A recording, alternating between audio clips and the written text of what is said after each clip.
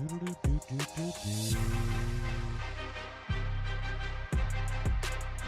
this.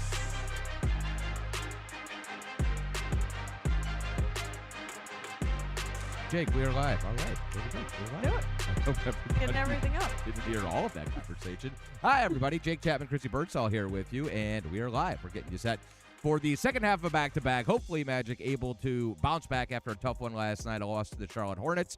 120-105 was the final score, and tonight the competition ratchets up just a little bit. Nikola Jokic, fresh off an historic 56, 16, and 15 triple-double on Christmas Day in a win over the Minnesota Timberwolves. They're kicking off the Denver Nuggets, a 7-game road trip, but your only chance to see Nikola Jokic here at Kia Center this year, and he is something special. Magic just saw these guys, 5 games ago in Denver. That was a loss as well. Magic kind of struggling right now. Feels like a game up, game down.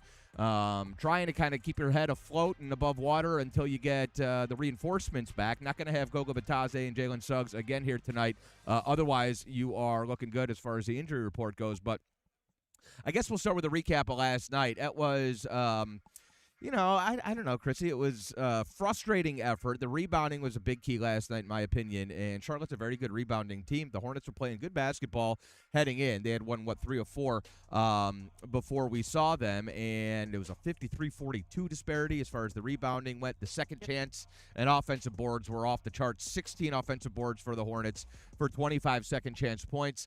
You were just talking before we went on air, Chrissy, about Anthony Black's response after the game. He did the media room after the game. Coach Mosley as well, which I caught very terse. He said very, point blank, rebounding is what lost that game for you, but 50-50 balls, physicality, all of those things, they were just kind of absent last night. Wasn't a whole bunch of punch from the Magic last night. I do expect a much more spirited effort here tonight, but frustrating. You got to kind of wipe that one away and get back at it. What did Anthony Black have to say after the game last night? He was pretty animated as well. I think I was telling you before, I said it was probably the most fired up I've seen Anthony Black through all of those post-game interviews, whether they're winning, whether they're losing. He was very animated in his responses, and it all came down to the effort. You talked about the stats, just the disparity between the Hornets and the Magic last night, and it all came down to those effort plays, rebounding, points in the paint, defending, transition, all of that stuff. He said they're playing lackadaisical, and they need a conscious effort to fix those things. See, I got it, lackadaisical. It's all right. Working on it. Lackadaisical. Yeah. Lackadaisical. There you go. Perfect. But or lackadaisy, as Richard Lewis used to say. Yes, but that was really just, he said they just need to get more physical. They need to look in the mirror and play tougher, play harder. That was the biggest thing. And I think this could be a really good learning lesson for them. They're coming in, they get smacked on home after, the road stretch. They come in, they got a really tough team in the Denver Nuggets tonight. So they're going to be coming in with a little bit of juice. They want to get that taste out of their mouth, and that's a great thing. You always talk about it in the NBA, is that there's always a game right around the corner. So no better way to get the, sour taste out of your mouth than to get back on the court today. Yeah, I can assure you, if you knock off the Denver Nuggets tonight, nobody will be talking about a 15-point loss last night to the Charlotte Hornets. But right now, that is fresh in our minds, and I understand Magic fans being frustrated. A lot of the conversation, we talked a little bit about it yesterday. I ranted a little bit about Paolo Banchero's play right now. I think we got to take a step back, think about who Paolo has been through 3.5 seasons in the NBA, and think about what defenses are able to do without Jalen Suggs, Franz Wagner on the floor. It's just really easy to load up on him right now. I was pulling some of the numbers just from the month of December, not for Paolo specifically, just the team, and a lot of things that are kind of the backbone of this team, and what we saw, especially in November, have kind of fallen off. And yes, every player on the floor takes responsibility for all of these things. The Magic in the month of December, 26th in three-point percentage. And so when we talk about Paolo facing a stacked defense, that's because there's 5 sets of eyes sitting in the paint right now waiting on him or Desmond Bane or whoever. It's just a lot more difficult to drive and attack and play Paolo's game, or really anybody's game. We talk about guys like Anthony Black, Desmond Bane, guys who attack the bucket are, I think, having more trouble over the course of the last couple weeks because you're not spacing the floor as well. And yes, it does have a lot to do with Jalen Suggs' absence. You've also got a couple guys who have kind of hit the skids a little bit as far as the three-point shot goes here in the month of December. Magic have dropped down to 28th in offensive rating in December. the free throws have fallen off as well. Not only are you down to 15th in free throw makes in the month of December, you're still 11th in attempts, which is good, but not as good as it was. You Magic were at the top or top 2 with the Lakers in terms of free throw attempts heading into the month of December. You're down to 11th in attempts, 15th in makes, 27th in free throw percentage in the month of December. So there are kind of, and these are easy fixes, obviously. Yep. Step up, make your free throws. The game last night, what did Coach Mosley say after the game? What's the key to rebounding? Hit somebody, right? Like that's one of the things I love about basketball is sometimes you can boil it down to something pretty simple. These are easy fixes, but they need to be fixed. And so I think we can go through and identify the problems. The bottom line is the Magic last night, that wasn't Magic basketball. And when you're talking about effort and hustle type stuff, and I'm never going to get up here and say the Magic, didn't try or question the effort, but last night it felt like it meant a little bit more to the Charlotte Hornets. They're a step slow for most of the night, but that physicality is something that this team has prided itself on going back really 3-4 seasons now. That's something that you can fix right away, and that's something that if you don't bring it tonight against the Denver Nuggets, we'll be talking about another L. I think we're at a point right now, it feels like it's a game up, a game down. You're kind of a 500 team since Franz Wagner went down. You're 3-4, I think, without Franz, and 2-3 without Jalen. You got to figure out a way to just kind of hang in there until the reinforcements do arrive. They're not going to be there tonight, and you've got Nikola Jokic and a championship contending team here. Richie Adebayo used to say, you got to dig down deep, my boys. You got to dig down deep. This is a dig down deep type of game because the only way to beat the Denver Nuggets, I don't care if you played last night, I don't care if you played for a week straight, is to be tough, to be physical, and to outwork them. And we'll see if the Magic have that in them tonight. Yeah, it should be an interesting Denver matchup, too, because you talk about the Denver Nuggets. They've been playing really well. They came off that huge Christmas overtime win over Minnesota, but they've been treading water a little bit, too. They're down 3 starters right now. So really this offense is completely revolving around Nikola Jokic and Jamal Murray. And there's a lot of just places, rotations. They're still trying to figure it out as they're waiting for their guys to get back, but they've been managing it pretty well. You're going to see a lot of those 2 guys, though, tonight. I want to go back to the comments real quick, and then I'm going to dive into where you just left it, because Jamal Murray was the one. I mean, Nikola Jokic, we actually play him pretty well. Wendell Carter Jr. plays the Nuggets very well. Paolo Banchero, 2 of his 3 career triple-doubles have come against the Denver Nuggets. Jamal Murray is the one who killed you last time. He had 32 points, made, 7 3-pointers, and basically it was the second quarter. The Magic were up, I think it was 13 points, if I recall, in the second, and it was a 35-7 run by the Nuggets into halftime, and it was mostly Jamal Murray at 20 points of his 32 came in the second quarter. And so that is the guy. I think you can survive like another monster Jokic game. He puts him up, it feels like, once every 2 games. He's got an insane triple-double.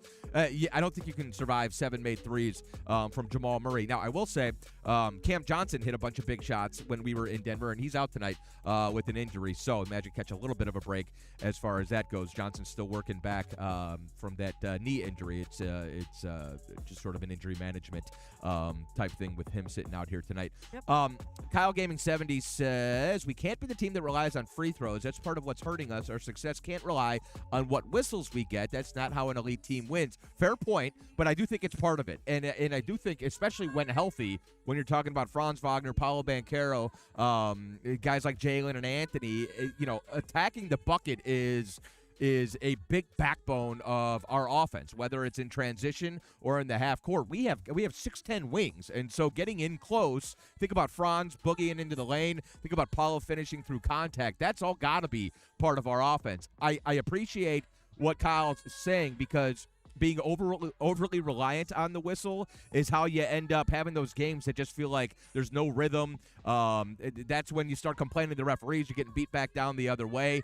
I think getting to the free throw line and converting should be a big part of our offense, but we can't be overly reliant on it, if that makes sense better. And that's I think I feel comfortable saying that. Yeah, and especially when the 3 ball is not working well as well, but they got to get inside first. Yeah. Right? Those open looks outside. You're right. Coach Mosley always talks about the paint touches, and that can happen a couple different ways. You can enter the ball into the paint, or you can dribble drive, and we are a team that's usually contingent on dribble drives and then spraying out the shooters, and that's how you get better than 11 of 35, which you were last night. That's the type of figure we looked at last season a lot, and it's a good call by you.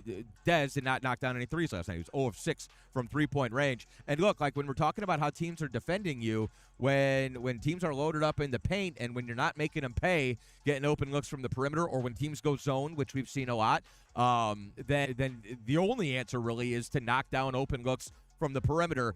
We're still a make or miss. It's still a make or miss league, and we are a make or miss team. The team obviously looks significantly different and better offensively when they're knocking down threes, but we have to manufacture that a little bit. That gets back to some of the numbers I was looking at as far as the month of December goes. Magic have dropped down to 18th in points off turnovers, and so Coach Mosley said heading into last night's game, we got to get our sprint going. We got to get back to our sprint game a little bit.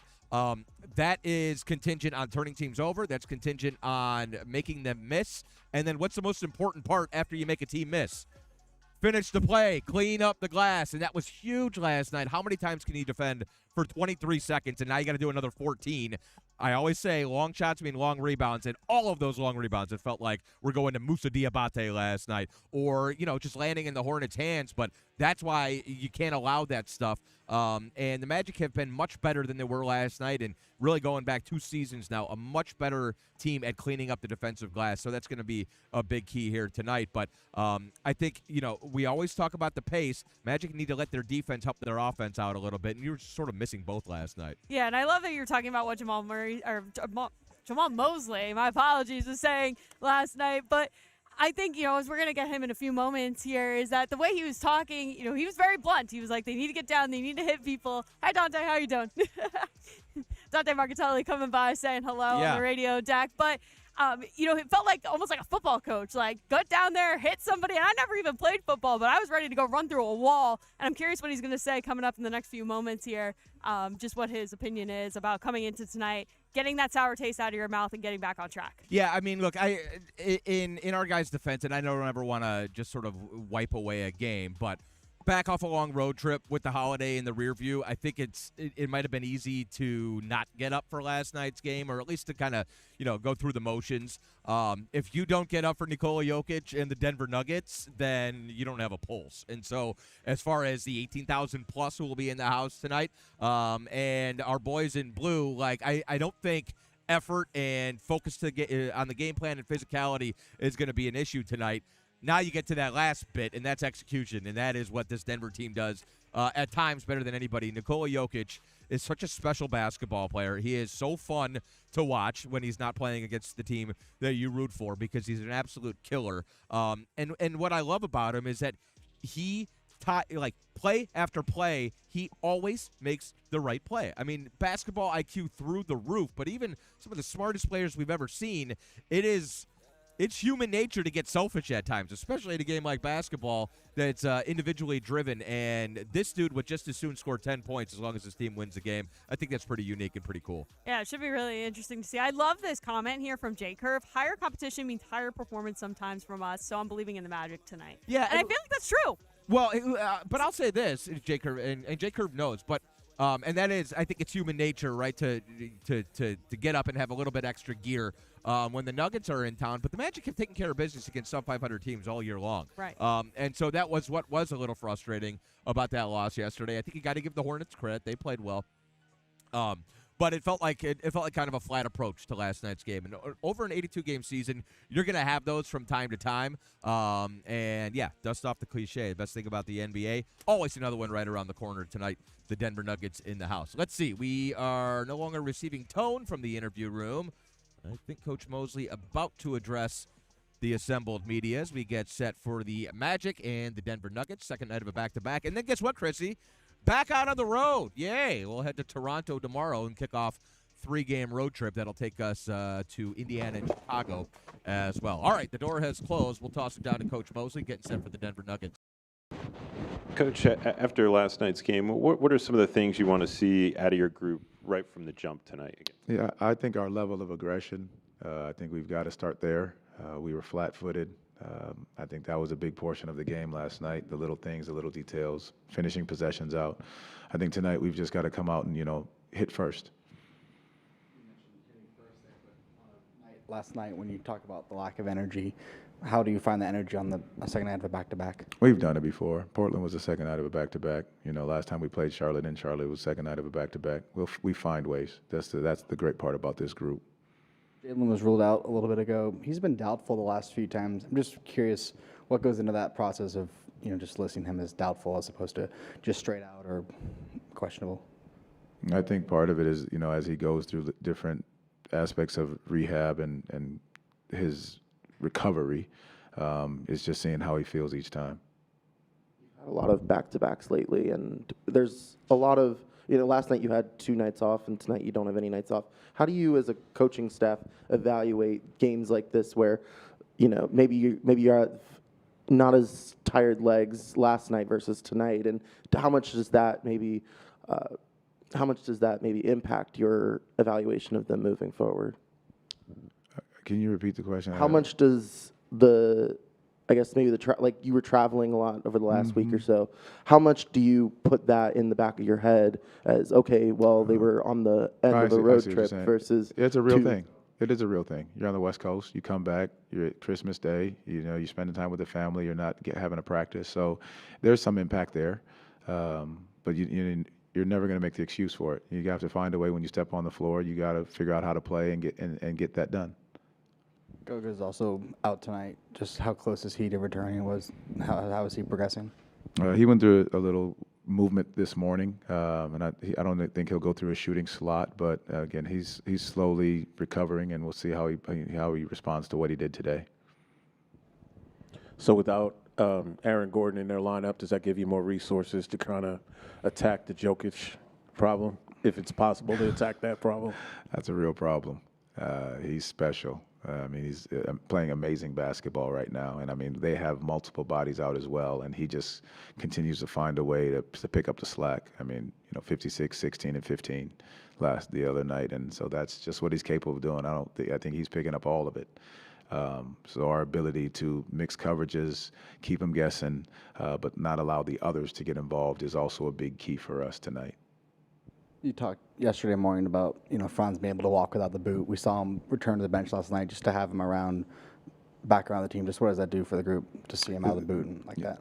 Just his knowledge of the game, his IQ, his energy, the way he's uplifting guys, talking to guys on the bench. I think it's just so critical for those guys to continue to be around and talk to these guys as they're reading and recognizing the game. How are you doing today, Coach? Great. How are you? I'm doing well. With Denver in town and you starting your career there, working with Carmelo Anthony a while back, I was just wondering. It's a long time ago. Could you highlight anything about his work ethic behind the scenes in practice that fans might not realize went into him carving out one of the most unguardable scoring profiles ever seen? Yeah, Melo just loved to play. There was no time that he wasn't trying to play one-on-one, trying to work on a part of his game. And me being, the workout dummy at that time, it was just play him one-on-one as many times as possible, working on a specific move over and over and over and over again. He wanted to master his craft. More than anything, as you see it now, he just loves to play. He just loves the game, and that's how he worked on it. Like whatever it was real time, it was live, and he wanted to go, and he just wanted to play. Whether there was pickup, he was playing. When we scrimmaged in practice, he was playing. It wasn't missing many days. Anything else? Thank you. Appreciate it. Coach.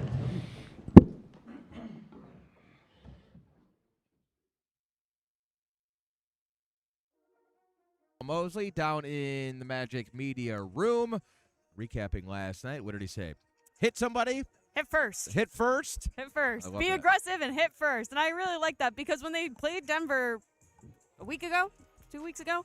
I don't know. It was 5 games ago. Time's a flat circle. Whenever But that happened. but It they was got off to December a- 18th, as a matter of fact. It was 9 days ago. Thank you. There you go. Good Boom. math on that. But they led after the first quarter. They started off really well. But it was something that Paulo Banchero said, I think, actually before that Denver game, is that they have to play a full 48 minutes as well. So you want to get off to a fast start, get aggressive, get that early lead. But you can't just take your foot off the gas. You have to keep up the defensive intensity. You have to keep up the pressure because the Nuggets are going to play how the Nuggets play, and they're going to score 125 points every night like they do. And you have to keep up that effort because if you drop like they did in the second quarter of that game on the 18th, then you're going to get those huge runs like they did 35-7 to end that second quarter. So I want to see them get to a fast start, but I want to see them maintain it on both ends of the floor. Yeah, it was 47-33 midway through the second quarter in that game on December 18th. And by the end of that run, it was 68-54 heading into the halftime locker room. Yeah. This team can absolutely turn a game on its ear. And like I said, like Jokic finished that night with a triple-double, but it was one of those, I used to call them Jason Kidd triple-doubles. You know, like 15 points, 12 boards, 11 assists, whatever. It's a triple-double, sure. But for Jokic, it's not what he did on Christmas Day, accounting for 96 points when you include his 56 and the 40 that he created off assists. We played Jokic well. I think he had 5 turnovers in that game as well. And so, like, you devote all these resources to trying to slow him down, and resources in the form of Wendell Carter Jr. But obviously a lot of attention is paid to Jokic. Magic used zone a little bit, kind of an inverted zone, and had Desmond Bane kind of playing the Alex Caruso role, guarding Jokic in the high post a little bit. You're going to end up seeing a whole bunch of different looks if you're Nikola Jokic, but them knocking down threes, which they do better than anybody else in the league, Jamal Murray getting going, them getting out on the break and getting easy buckets in transition that don't necessarily include Nikola Jokic, that's where they really break your back. And you're right, like, it's the best scoring team in the league. They are still a pretty good defensive team. The rebounding is a strength as well. And they're, I think, maybe the best passing team in the league. They and Jokic maybe the best passer we've ever seen. But the assist numbers are always there. They had 30-plus assists when we saw them in Denver, and that is what, you know, it can be really, really frustrating when you feel like you've got a great shell of a defense in the half court, and then just that perfect pass that Jokic throws on a guy back cutting or whatever. Sometimes you can defend this team very well, and it still ain't good enough. Yeah, one of the best centers in terms of assists. He actually broke Kareem Abdul-Jabbar's record when we played them just a few weeks ago. But yeah, it's going to be really interesting to see, because as good as this team is, you know who the top 2 guys are and where this offense is going to run through. And it was Bruce Brown who said it, who's been coming off the bench and playing a lot more minutes, is when they get those runs, give it to Jokic, give it to Murray, and get out of the way. So I feel like for the Magic, their game plan is those are going to be your main 2 guys, and force the rest of their players, especially those depth pieces that are starting to start a little bit more with the injuries, force them to have really good games and let them beat you, not just Jokic and Murray. Couple other keys, or at least guys that I think that we can look to, because as you look down the bench, like Denver, and I think David Adelman deserves a lot of credit. They get the most out of everybody, and so Valanciunas knows his role and plays it well. Peyton Watson we didn't see in the last game. He's been having an awesome season as a 3-and-D guy within the starting lineup. But I think there's an opportunity for our bench guys, even though we're thin right now. Tristan back for a second game. Maybe this is a game where Jason Richardson or Noah Penda show you something. You're going to get inconsistent results from those guys. You're going to see, Penda put up his first career double-double and then have a couple turnovers and miss threes the next night. That's just to be expected when you're talking about rookies. Think about Tristan last year. Tristan started games in November, and then by January it looked like he needed a couple weeks off. That's just how it goes when you're talking about young players in this league. But with that said, I think it might be an opportunity tonight for those guys. And we need to talk about Anthony Black, because over the last 5 games, this is your leading scorer, 21.4 points per game. He's shooting 43.3% from three-point range, is Anthony Black. Over the last 5 games, he's turned into one of your most trustworthy perimeter shooters. We know what he does defensively. He's still up over a steal a game. He's just under a block a game. He's so good defensively, so rangy. You can use him in so many different places, but he has really sort of found his shot the last couple games. 16 of 17 games now he's scored in double digits. He's really emerging as a primary offensive threat right now, and he's being asked to without Jalen Suggs and Franz Wagner in the rotation. But I realize right now it kind of feels like the Magic are stuck in neutral, but it feels like Anthony Black is speeding ahead. Yeah, he's playing a very confident brand of basketball right now. Yeah. And that's something that from the beginning of the season, Coach Mosley emphasized with him, was getting aggressive, getting it downhill, attacking. But it feels like he's been able to do a little bit of everything for this team, especially on defense. When you're filling in for a guy like Jalen Suggs, it's not easy to replicate that defensive success, but he's trying his best. And even he admitted that he could do a little bit better because he's always guarding those top guys. He's determined. And he's 21 years old. He's got a long career ahead of him, and he is playing really well right now. And the other guy on the floor with him, Tristan Da Silva, right now in the shooting slot. It's going to be really interesting to see how he continues to progress coming off of that shoulder injury. I thought Jason Beattie had a really good point in the Orlando Sentinel the other day. He was talking about the 6 games before the injury that Tristan da Silva was averaging just over 4 points a game, was 21% from the 3-point range. But the 6 games before, he was averaging 10.5 points and 39% from 3-point range. So you know that shoulder injury, as he starts to come back, he's going to get into a shooting rhythm as well. Yeah, you could tell, and we talked about that a little bit yesterday. Yep. You could tell that Tristan was not Tristan before he finally said, let me get a couple of games off to try to get my shoulder right, because in November he was shooting lights out, and then all of a sudden right around Thanksgiving, which I'm pretty sure is when the injury occurred, the three-pointer just absolutely fell off a cliff from 40% to 20%. It's a pretty stark contrast for Tristan da Silva. And, getting back to what we talked about in the first place, the reason the offense looks kind of broken right now is you're not getting consistent perimeter shooting. Feels like the last couple nights, and I didn't pull these numbers, but it feels like we keep starting out 4 for 5 from 3-point range, get off to a good start, knocking down threes. Okay, it's going to be one of these nights, and then you look up and you're 5 of 16 or something from 3-point range. There's like a lull that the offense hits right now, and that can only be fixed with ball movement, playing with pace, like we talked about earlier in the season, not going against set defenses. Last night, every time the Magic tried to get into something, there were 5 Charlotte Hornets waiting on them in the paint. And so you got to use your D to help your O, like we always talk about. And then I think they'll have some opportunities here tonight. The Denver Nuggets do just about everything well. They don't play with a ton of pace. They get fast break points, but it's not a high possession team. And so I do think there might be an opportunity tonight, especially, look, for as amazing as Nikola Jokic is, he's not exactly the fastest guy, right? From baseline to baseline. I would take several other players in this game tonight to win in win sprints. So maybe that's what you're trying to do tonight. You're really trying to get out. We talked about the sprint game. Really trying to get out in transition and just get some shots up. Get some open looks in transition against a non-set defense, and just kind of see where the chips fall. This is one of those games where, yeah, you're up against it because of how you played last night. Right. But that doesn't mean if you lose tonight, all is lost. You need to play better tonight. It's a gut check type of game. You need to fight tonight. And unfortunately, we didn't see that last night, but we don't ever go 2-3 games with this team. And this is a Jamal Mosley characteristic, in my opinion. You don't ever see kind of a flat effort for more than 1 or 2 games in a row. And like we said, with the Denver Nuggets in tonight, I expect the Magic to punch back. Yeah, and you think about, if you want to look at some of the games on that road trip, you look at Golden State was a game that they kind of got punched in the mouth a little bit. Then they come back and they play Portland, and they played really well, especially through those first 3 quarters. So I'm expecting them to get out and get to a fast start. You heard Jamal Mosley say that's going to be the things they have to hit first. So expect some high-flying fireworks, at least in that first quarter, and then where the game goes from there, we'll have to see. Kyle Gaming says, wouldn't be surprised if we upset the Nugs. To be honest, I am from your lips to God's ears, or from your fingers, I guess, and your typing fingers, to God's ears, Kyle. I appreciate that, and we appreciate you guys for locking in. We are going to say so long for about 30 minutes. You guys are going to watch warm-ups, and then we'll be back on with Magic Game Day coming up at 6 o'clock. We will be live, I believe, with Dan Savage and Kendra Douglas. If we can wrangle those guys. They're down there, I think, eating. We're going to go join them as well. I'm Jake Chapman. She's Chrissy Birdsall, our graduate associate. Radio broadcast begins at 6:30 tonight.